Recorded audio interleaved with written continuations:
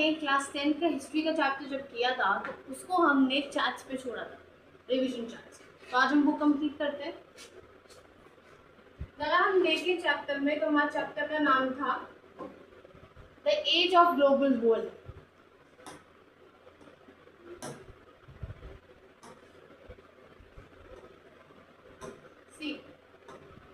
हम बात कर रहे थे सबसे पहले सिल्क रूट रिवॉल्यूशन। ये इवोल्यूशन कैसे हुआ वो थोड़ा एक 2 स्टेप्स के थ्रू हमें पता चला है, minimum steps.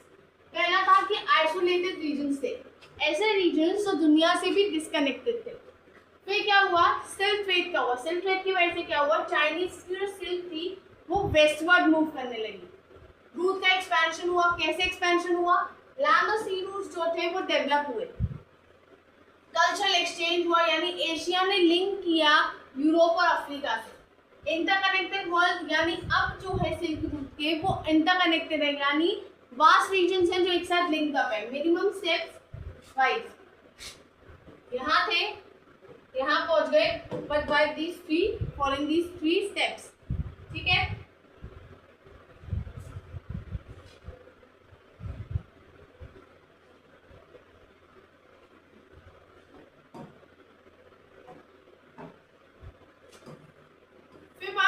Global journey food से, ग्लोबल जर्नी फूड की, यानी ईस्ट से वेस्ट फूड कैसे ट्रैवल हुआ। तो क्रिश्चियन एरा से यानी पहले, यानी BCE से पहले सिल्क रूट एस्टैब्लिश हो चुका था, जो फैसिलिटेट कर रहा था ट्रेड और कल्चरल एक्सचेंज। क्या फैसिलिटेट कर रहा था, ट्रेड और कल्चरल एक्सचेंज।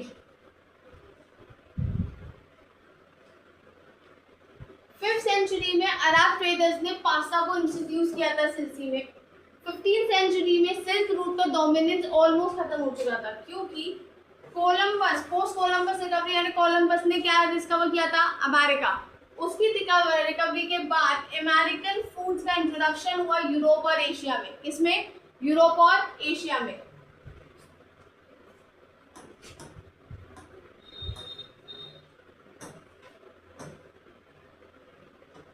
अब बात आती है 16 से 19 सेंचुरी में क्या क्या ट्रांसफॉर्मेशन हुए।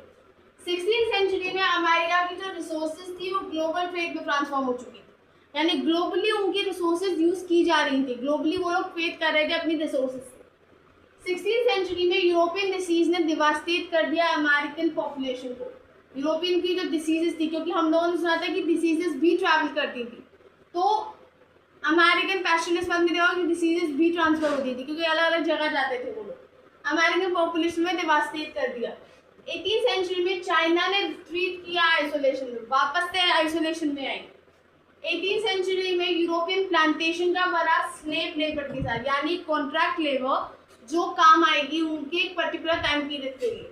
19th सेंचुरी में यूरोप की पॉवर्टी और हंगर जो थी अब भी थी। ठीक है,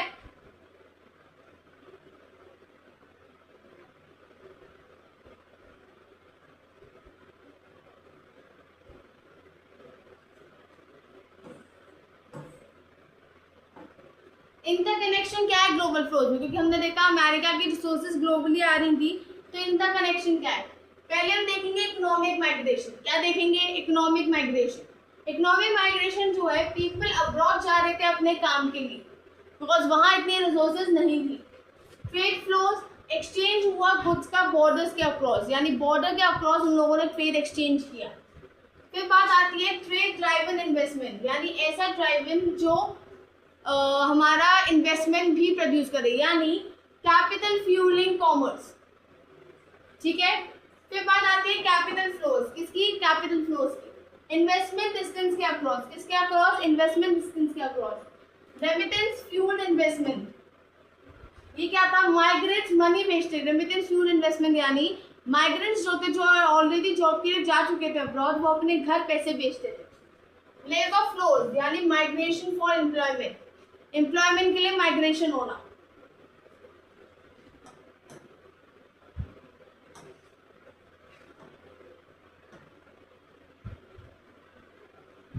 ट्रांसफॉर्म करना ग्लोबल ट्रेड को 19th सेंचुरी में।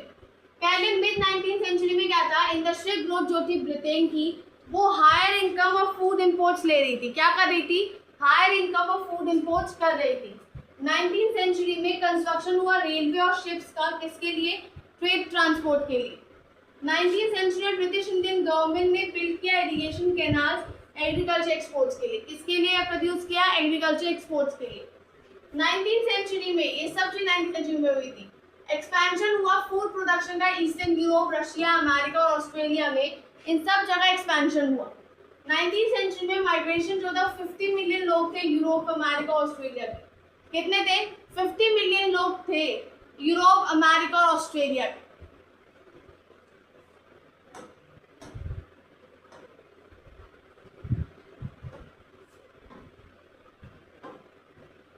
इनोवेशन ट्रांसफॉर्मिंग 19वीं सेंचुरी, ऐसी कौन कौन सी इनोवेशन थी जिन्होंने 19वीं सेंचुरी को ट्रांसफॉर्म किया? पहला था रेलवेज। रेलवेज क्यों? क्योंकि फैसिलिटेट करता था लॉन्ग डिस्टेंस ट्रैवल और ट्रेड को, यानी लॉन्ग डिस्टेंस ट्रैवल और जो ट्रेड था उनको फैसिलिटेट करता था। Telegraph, revolutionise communication across distance. Revolutionise communication यानी टेलीग्राफ के थ्रू जो डिस्टेंस में लोग रह रहे थे वो कम्युनिकेट अच्छे से कर पा रहे थे। Steamship enable fast and more efficient, यानी इसकी वजह से सी ट्रांसपोर्ट अच्छे, सी के थ्रू हम लोग, सी रूट के थ्रू, किसके थ्रू? सी रूट के थ्रू, सी रूट के थ्रू हम लोग अच्छे से ट्रांसपोर्ट कर पा रहे थे अपने। फिर बात आती है मीट ट्रांसपोर्टेशन, किसकी? Meat transportation. मीट ट्रांसपोर्टेशन क्या था? ये अलाउ करता था ग्लोबल डिस्ट्रीब्यूशन मीट के लिए, किसके लिए? ग्लोबल डिस्ट्रीब्यूशन मीट के लिए।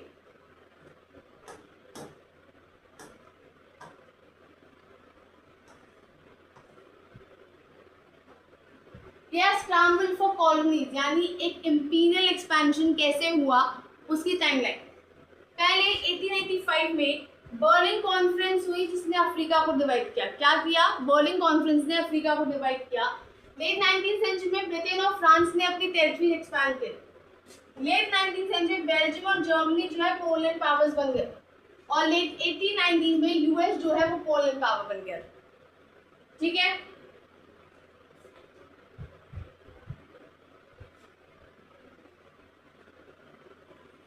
अफ्रीका में एक रिंदा पेस्ट नाम की बीमारी हुई थी। अब वो क्या थी वो ध्यान से देखो। रिंदा पेस्ट किसके लिए थी? वो अफ्रीकन कैटल में हुई थी। हमने बात की थी जब लोग जाते थे, माइग्रेंट्स होते थे, ट्रांसपोर्टेशन होती थी, गुड्स के साथ साथ डिसीजेस भी जाती थी, तो बहुत रिंदा पेस्ट हुआ था, कैटल प्लेग, जिसे क्या कहते हैं? कैटल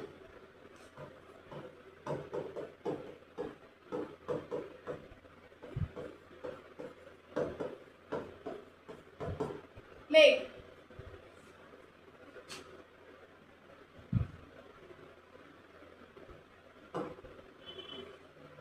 ये बीमारी कैटल्स की थी, किसकी थी? काउज वगैरह इन सब की थी। तो कैसे थी देखो, अफ्रीकन कैटल हर्ड्स जो थे वो सबसे ज्यादा प्रोन थे इस डिसीज के लिए, यानी सबसे ज्यादा डिसीज इनमें हो गई। डिसीज का इंट्रोडक्शन हुआ, इन्फेक्टेड कैटल अराइव हुई थी एशिया से, उसकी वजह से इंट्रोडक्शन हुआ। रैपिड स्प्रेड कैसे हुआ? रिंदा स्प्रेड ने डिवास्टेट कर दिया था कैटल की पॉपुलेशन को, क्योंकि रिंदा पेस्ट की वजह से वो इतनी घातक थी, ऑलमोस्ट के बहुत ज़्यादा मिलियन में काउज जो थी हमारी कैटल वो मर चुकी थी। रिसोर्स कंट्रोल, कोलोनाइजर्स ने मोनोपोलाइज की थी रिमेनिंग, कोलोनाइजर्स ने जो रिमेनिंग कैटल जो बची थी उनको प्रॉपरली मोनोलाइज, सिंगल हैंडेडली पावर अपनी यूज करी उनकी, मतलब उनका अच्छे से यूज किया।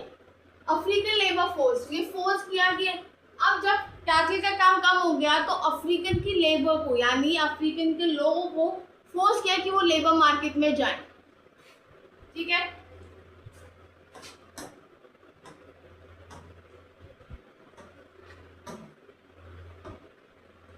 Indentured labour migration from India, जैसे वहां अफ्रीका में रिंदा पेस्ट था, इंडिया में इंडेंचर्ड लेबर माइग्रेशन था। क्या था? कि डिक्लाइन हुई कॉटेज इंडस्ट्रीज। क्या हुई? कॉटेज इंडस्ट्रीज डिक्लाइन हुई। क्या हुआ? Cottage industry in India decline due to economic changes. Economic changes आने की वजह से कॉटेज इंडस्ट्री क्या हुई? डिक्लाइन हुई। Rise in land rates, land rates increase affecting farmers, यानी जब एग्रीकल्चर सही से नहीं चल रहा था तब भी क्या कहते हैं, लैंड के जो रेंट्स थे वो कोलोनाइजर्स ने कम नहीं किए थे। उसके बाद बात आती है क्लियरिंग ऑफ द लैंड्स, यानी लैंड्स को क्लियर किया गया। लैंड जो क्लियर की गई प्लांटेशन और माइंस, जब एग्रीकल्चर नहीं चल रहा था तो कोलोनाइजर्स ने लैंड और माइंस के लिए लैंड क्लियर की। माइग्रेशन ऑफ डेस्टिनेशन, यानी Indian labours migrate to various destination. Indian labours को अब उन्हें काम चाहिए था क्योंकि उनकी लैंड जो है प्लांटेशन ऑफ माइंस में जा चुकी थी, तो इसके लिए वो लोग माइग्रेट करते थे दूसरी जगह काम के लिए। फिर बात आती है cultural transformation. Cultural transformation destination countries में हुई क्योंकि वो इंडियन कल्चर को छोड़कर उन्हें दूसरा कल्चर अपनाना पड़ा क्योंकि उनकी डेस्टिनेशन चेंज हुई। Opposition by nationalism. Indian nationals oppose the indentured labour system. जो इंडियन के क्रांतिकारी नेशनल्स यानी क्रांतिकारी थे जो थे हमारे, उन लोगों ने इस चीज को अपोज किया। Abolish of indentured labour. Indentured labour system abolish in 1921। 1921 में इंडेंजर्ड लेबर को अबॉलिश कर दिया गया था। उसके बाद बात आती है इंडियन एंटरप्रेन्योर्स अब्रॉड। अब अब्रॉड में जब लेबर फोर्स आई थी, सब बातें इंडियन एंटरप्रेन्योर्स भी होंगे क्योंकि इतना पुराने भी नहीं थे कि हम लोग के एंटरप्रेन्योर्स ना हो।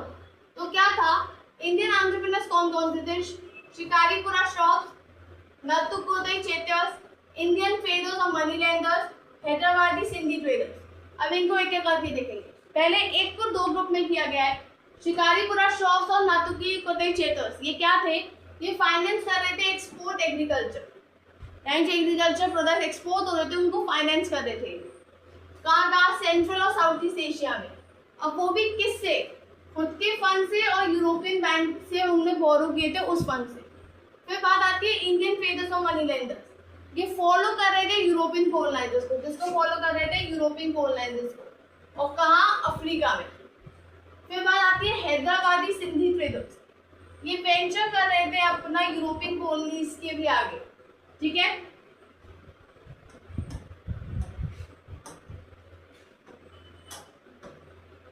फिर बात आती है British trade and economic influence in India. क्या क्या था? देखो, सबसे पहला था एक्सपेंशन हुआ ब्रिटिश की cotton manufacture. British cotton industry industrialisation की वजह से ग्रो हुई थी।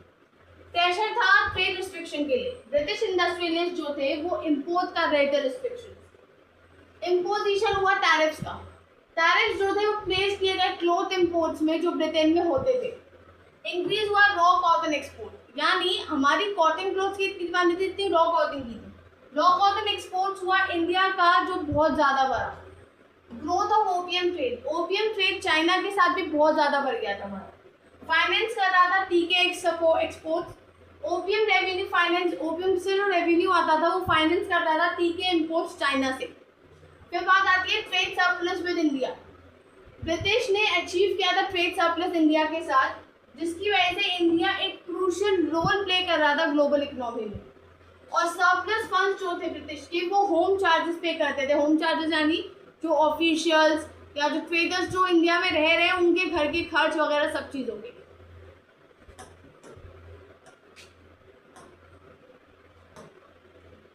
फिर बात आती है first world war geographical focus.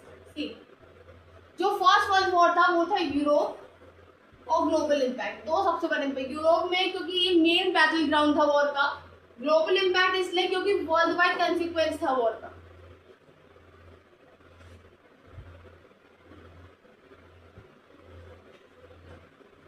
फिर बात आती है वर्ल्ड वॉर के कंसिक्वेंसेस क्या, सीक्वेंस क्या थे इवेंट्स। वॉर जो है अगस्त 1914 में क्या कहते हैं स्टार्ट हुई थी। एलिज जो थी वो थी ब्रिटेन, फ्रांस, रशिया और यूनाइट, इन सब ने एक साथ कर लिया था। सेंट्रल पावर्स जो फॉर्म थी वो थी Germany, Austria, Hungary, Ottoman, Turkey और यूनाइट। इन लोगों ने भी यूनाइट कर लिया था। यूएस ने भी एलिज ज्वाइन की थी। इंडस्ट्रियल वॉरफेयर इसलिए था क्योंकि नई नई इंट्रोडक्शन हुआ था मॉडर्न टेक्नोलॉजीज का, मॉडर्न वेपन्स का। कैजुअल मिलियंस दाए और बहुत ज़्यादा मर चुके थे और बहुत ज़्यादा इंजर्ड भी थे। वोमेन ने अब जब आदमी, वो कहते हैं ना कि हमारे आर्मी मेंस देख लो, जब हमारे आर्मी मेंस जॉब कर रहे हैं वहाँ अपने, हमारी इंडियन आर्मी जो है वो वहाँ बॉर्डर पे हम लोगों की सुरक्षा के लिए तैनात है, राइट। तो उनकी जो वाइफ्स हैं या उनकी बेटियाँ हैं वो लोग घर संभाल रही हैं, वो लोग जॉब्स कर रही हैं, जिससे उनका खर्चा, जिससे उन लोगों पे प्रेशर ना आए कि वो अच्छे से काम कर पाए, अपने देश की सुरक्षा कर पाए। तो वही सीन यहाँ था, वुमेन ने अब रोल ले लिया था जो आर्मी को करना था। यूएस का फाइनेंशियल, यूएस जो था वो सबसे बड़ा क्रिकेटर था इस चीज में।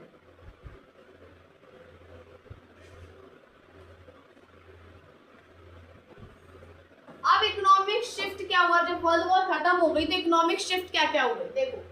ब्रिटेन का वॉर प्री ऑक्यूपेशन हो गया था, यानी ब्रिटेन ने वॉर एफर्ट्स पे फोकस किया था डोमेस्टिक इंडस्ट्रीज को निगलेक्ट करके। इंडस्ट्रियल ग्रोथ हुआ था इंडिया और जापान में। इंडिया और जापान ने इंडस्ट्रियल डेवलपमेंट देखा।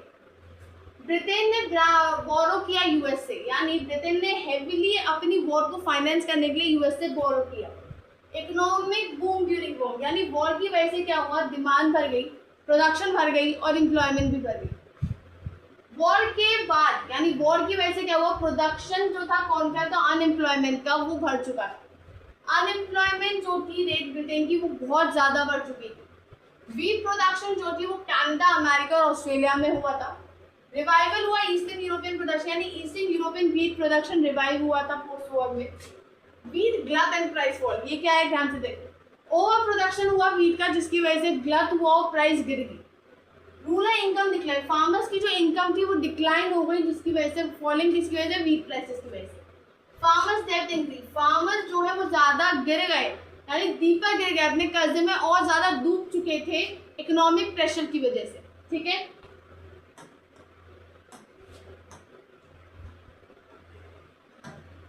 The roaring 20s economic boom. अब इसका मतलब क्या है, कमेंट सेक्शन में बोलना इस हेडिंग का मतलब क्या है, मैं समझाती हूँ, ध्यान से देखो। मास प्रोडक्शन, रेवोल्यूशनाइज मैन्युफैक्चरिंग हो रही थी, यानी मैन्युफैक्चरिंग रेवोल्यूशन हो चुकी थी, नई हो चुकी थी असेंबली लाइन के साथ। हाउसिंग बूम था, सिग्निफिकेंट इन्वेस्टमेंट हो रहा था हाउसिंग कंस्ट्रक्शन में। परचेज हो चुके, इलेक्ट्रॉनिक अप्लायंसेस के परचेज में इंक्रीज हुआ था और ग्लोबल रिकवरी एक्सपोर्ट्स के थ्रू हो रही थी। फिर बात आती है ग्रेट डिप्रेशन का इम्पैक्ट क्या क्या था। ग्रेट डिप्रेशन जो है वो एक कैटास्ट्रोफिक इकोनॉमिक डिक्लाइन था, यानी एक इकोनॉमिक डिक्लाइन, सबसे बड़ा इकोनॉमिक डिक्लाइन था। एग्रीकल्चर ओवर प्रोडक्शन हो रहा था, जिसकी वजह से उनका सरप्लस बहुत ज़्यादा था, जिसकी वजह से प्राइस गिर रही थी। इंटरनेशनल लोन्स, ये सब जो था यूएस के लोन्स पे डिपेंडेंट था। ट्रेड प्रोटेक्शन, इंक्रीज हुआ import duty, house hold time यानी घर खर्च के लिए कर्जे भी लिए गए। फिर बात आती है great depression severally impacted it. सबसे ज़्यादा जो बड़ा इम्पैक्ट है ग्रेट डिप्रेशन का वो था इंडियन इकोनॉमी में। कैसे? रूट्स देखो, एग्रीकल्चर ओवर प्रोडक्शन, प्राइसेस गिर गई, फार्मर्स ने ह्यूज लॉसेस सफर किए। कॉलोनियल रेवेन्यू डिमांड्स, गवर्नमेंट ने रिफ्यूज किया, यानी फार्मर्स के इतने कहने पर भी गवर्नमेंट जो थी, कॉलोनियल गवर्नमेंट, उसने रेवेन्यू डिमांड्स को कम करने से मना कर दिया था। ग्लोबल ट्रेड पैरामीटर, यानी एक्सपोर्ट्स और इम्पोर्ट्स जो थे वो नियरली हाफ हो चुके थे इंडिया में। US loan dried up, investment hold हो गया, बैंक्स और करेंसीज क्या हुई, कोलैप्स हो गई।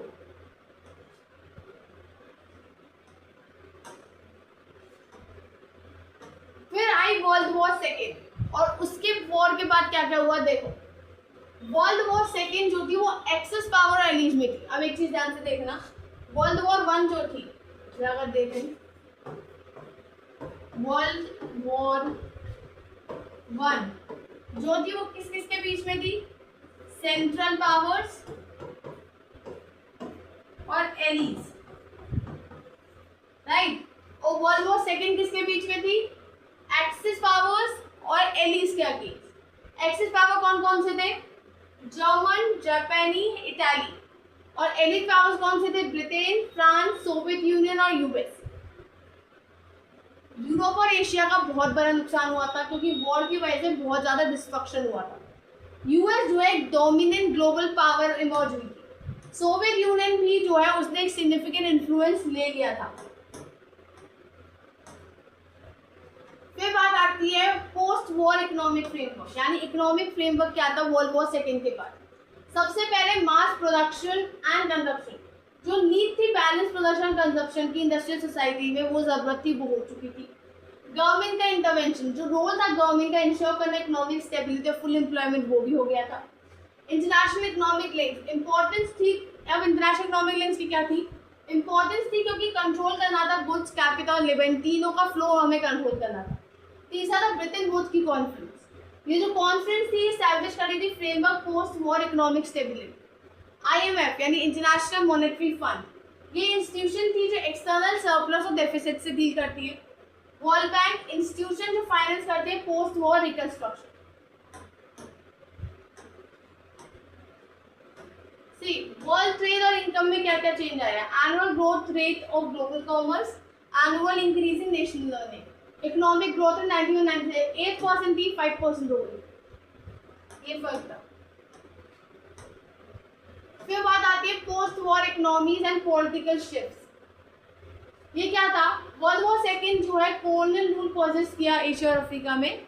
इसके साथ 1950 में यूरोप और जापान ने रीबिल्ड की इकोनॉमी, जिसकी वजह से IMF और वर्ल्ड बैंक का रिलायंस उन्होंने कम किया। लेट 1950 में ब्रिटेन पोर्ट इंस्टीट्यूट ने शिफ्ट किया फोकस अपना डेवलप करना कंट्रीज में। फॉर्मेशन ऑफ द ग्रुप 77 यानी G77। डेवलपिंग कंट्रीज ने डिमांड किया new. And last but not the least,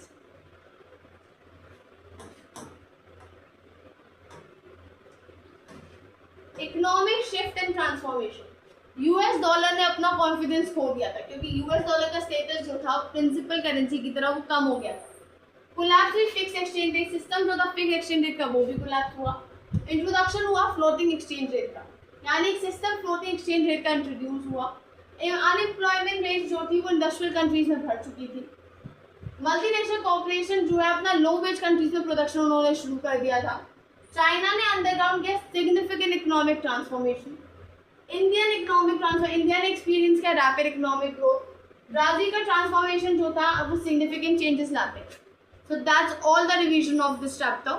Thank you and please subscribe and like the channel.